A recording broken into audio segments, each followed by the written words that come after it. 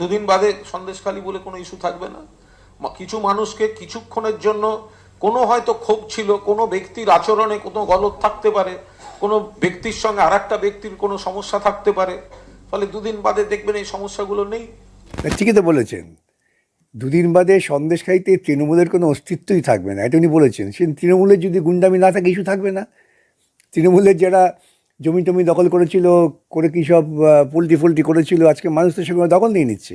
শিবু হাজরার বাড়ি জ্বালিয়ে দিয়েছে। হ্যাঁ, সেই জন্য উনি ঠিকই বলেছেন, দুদিন বাদে তৃণমূল বলে সন্দেশখালিতে কেউই থাকবে না, সুতরাং সন্দেশখালি ইস্যুই হবে না।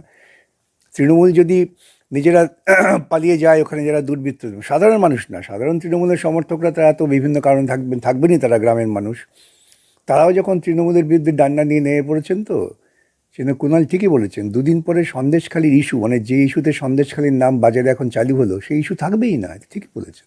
আমি সে কথাই বলছি, আমি যে কথা বারে বারে বলছি, পুলিশ প্রশাসনে যারা আছেন তারা দয়া করে আইন মেনে কাজ করুন। আপনারা আইনের কাছে দায়বদ্ধ, কোনো নেতার কাছে দায়বদ্ধ নন। যারা আজও ভাবছেন নেতার কাছে দায়বদ্ধ, আইনের দায়িত্ব পালন করছেন না, আগামী দিন তাদের কেউ ক্ষমা করবে না, এটুকু তাদের বোঝা উচিত। এই উপলব্ধি তাদের চেতনায় আসা উচিত, ছোটোভাবে দেখা নয়। শাসক দল বুঝতে পারছেন, ভাবছেন এই কথা যদি প্রচার হয়, আজকাল এই ইলেকট্রনিক মিডিয়া হওয়াতে তো এটা মানুষ দেখতে পাচ্ছেন, ডিজিটাল মিডিয়া, হ্যাঁ, ডিজিটাল মিডিয়া হওয়ার জন্য তো মানুষ দেখতে পাচ্ছেন। যখন অন্য গ্রামের মানুষ দেখবেন যে একটা গ্রামের মহিলারা রুখে দাঁড়িয়ে কিভাবে প্রতিরোধ করতে পারেন, কিভাবে চোখে চোখ রেখে এসডিপির সঙ্গে কথা বলতে পারেন, তখন সেই আন্দোলনের তরঙ্গ অন্য জায়গায়ও তরঙ্গ সৃষ্টি করবে, তাতে মানুষের ক্রমশ সংঘবদ্ধতা বাড়বে। সেই জন্যই ওরা ভয় পাচ্ছে, সেই জন্য ওরা চাইছে এটাকে আড়াল করতে। কেন, ওদের পক্ষে তো বলার মতো কিছু নেই, ওরা যাকে হাজির করবে দেখা যাবে সেই দুর্নীতির সঙ্গে যুক্ত, আর দুর্নীতিকে আড়াল করবার আপ্রাণ চেষ্টা করবে পুলিশ প্রশাসন দিয়ে। আমরা দেখেছি যে রেশন এত বড় দুর্নীতি হয়েছে, এর আগে এফআইআর হয়েছিল বিভিন্ন থানায়, পুলিশ প্রশাসন কিছুই করেনি।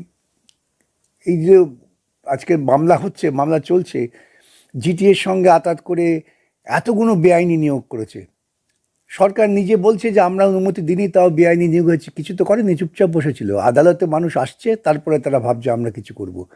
তার মানে ওরা ধরেই নিয়েছে ওরা দুর্নীতি করবে, কেউ কোথাও প্রতিবাদ করবে না, ওই বামপন্থীরা এদিক ওদিক একটু লড়াই করছে, তাই দে বামপন্থীদের ঢেলে গাল দে না গাল, কোনো ক্ষতি নেই। এবং আজকে তৃণমূল নেতারা যেভাবে জনরোষের মুখে, পুলিশও এরকম জনরোষের মুখে পড়তে পারে, পড়ছে তো, কি দেখলেন সন্দেশখালিতে? হ্যাঁ, পড়বেই।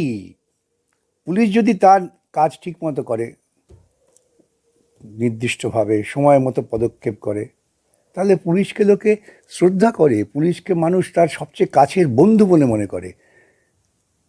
বাম আমলে তো এই দর্শনটাই তৈরি করার চেষ্টা হয়েছিল, পুলিশ হচ্ছে ফ্রেন্ডস অফ দি কমিউনিটি, তাদের সঙ্গে সাধারণ মানুষের বন্ধুত্ব, উপর লোকের বন্ধুত্ব থাকবে না। আপনার মনে থাকতে পারে যখন সত্যজিৎ রায় মারা গিয়েছিলেন শ্মশানে, তখন একজন পুলিশ কমিশনারকে বীরেন্দা বলে ডেকেছিলেন, বুদ্ধদেব ভট্টাচার্য মুখ্যমন্ত্রী তাকে সঙ্গে সঙ্গে পুলিশ কমিশনারের পদ থেকে সরিয়ে দিয়েছিলেন।